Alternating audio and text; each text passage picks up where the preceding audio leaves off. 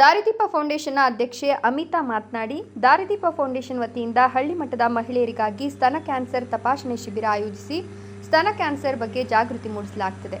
Cancer ಪತ್ತೆ ಹಚ್ಚಿ ಸಾಮಾನ್ಯವಾಗಿ ಉಚಿತ ಸ್ತನ ಪರೀಕ್ಷೆ, ಸ್ವಯಂ ಪರೀಕ್ಷೆಯ ತರಬೇತಿ, ವೈದ್ಯರ ಸಲಹೆ ಮತ್ತು ಅಗತ್ಯವಿದ್ದರೆ ಹೆಚ್ಚಿನ ಪರೀಕ್ಷೆಗಳಿಗಾಗಿ ಕಳಿಸಿಕೊಡಲಾಗುವುದು ಎಂದರು.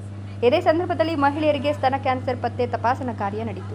ಹಳ್ಳಿಗಳಲ್ಲಿ ಹೋಗಿ ಮೇಯ್ನ್ ಆಗಿ ಈ ಹೆಣ್ಣು ಮಕ್ಕಳಿಗೆ ಪ್ರತ್ಯೇಕವಾಗಿ 40 ವರ್ಷದಿಂದ ಮೇಲ್ಪಟ್ಟವರಿಗೆ 75 ವರ್ಷದಿಂದ ಕೆಳಗಿಡುವಂಥ ಹೆಣ್ಣು ಮಕ್ಕಳಿಗೆ ಸ್ತನ ಕ್ಯಾನ್ಸರ್ನ ಸ್ಕ್ಯಾನಿಂಗ್ ಮಾಡ್ತಾ ಇದ್ದೀವಿ. ಏನಕ್ಕಂತ ಹೇಳಿದ್ರೆ ಇತ್ತೀಚಿನ ದಿನಗಳಲ್ಲಿ ನಾವು ನೋಡ್ತಾ ಇದ್ದೀವಿ ಕ್ಯಾನ್ಸರ್ ಅನ್ನೋ ಹಠಮಾರಿ ರೋಗ ಎಲ್ಲರನ್ನ ಕಾಡ್ತಾ ಇದೆ. ಇವಾಗ ದುಡ್ಡಿರೋರು ಹೋಗ್ಬೇಕಂತ ಹೇಳಿದ್ರೆ ಒಂದು 4th ಸ್ಟೇಜ್ಗೆ ಹೋದಾಗ ಯಾರು ಉಳಿಸ್ಕೊಳ್ಳೋಕ್ಕಾಗಲ್ಲ. ನೀವು ಎಷ್ಟು ಕಷ್ಟಪಟ್ಟರೂ ಉಳಿಸ್ಕೊಳ್ಳೋದಕ್ಕೆ ಆಗಲ್ಲ. ಸೊ ಅದಕ್ಕೋಸ್ಕರ ಅಂತೇಳ್ಬಿಟ್ಟು ಬಡವ್ರಿಗೂ ಇದು ಒಂದು ಫಸ್ಟ್ ಸ್ಟೇಜಲ್ಲಿ ಈ ಥರ ಗೊತ್ತಾಗ್ಬಿಟ್ರೆ ಅವ್ರಿಗೂ ಒಂದು ಅನುಕೂಲ ಆಗುತ್ತೆ ಫರ್ದರ್ ಟೆಸ್ಟ್ಗಳಿಗೆ ಅಂತೇಳ್ಬಿಟ್ಟು. ಸೊ ನಾವು ದಾರಿದೀಪ ಫೌಂಡೇಶನ್ನಿಂದ ಈ ಒಂದು ಕಾರ್ಯಾಚರಣೆಯನ್ನು ಆಯೋಜಿಸಿದ್ದೀವಿ.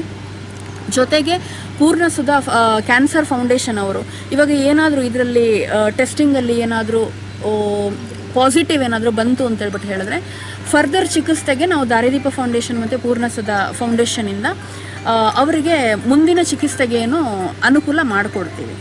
ನಾವು ಸ್ವಸಹಾಯ ಸಂಘದವ್ರನ್ನ ಅಂತೇಳಿದ್ರೆ ಇಲ್ಲಿ ನಮಗೆ ಸ್ಕೂಲ್ ಕಾಲೇಜ್ ಹುಡುಗರಿಗೆ ಉಪಯೋಗ ಇಲ್ಲ. ಏನಕ್ಕಂದರೆ 40 ವರ್ಷ ಮೇಲ್ಪಟ್ಟವ್ರು ಅಂತೇಳಿದ್ರೆ ನಮಗೆ ಸ್ವಸಹಾಯ ಸಂಘದಲ್ಲಿ ಇರುವಂತಹ ಮಹಿಳೆಯರೇ ನಮಗೆ ಸಿಗ್ತಾರೆ.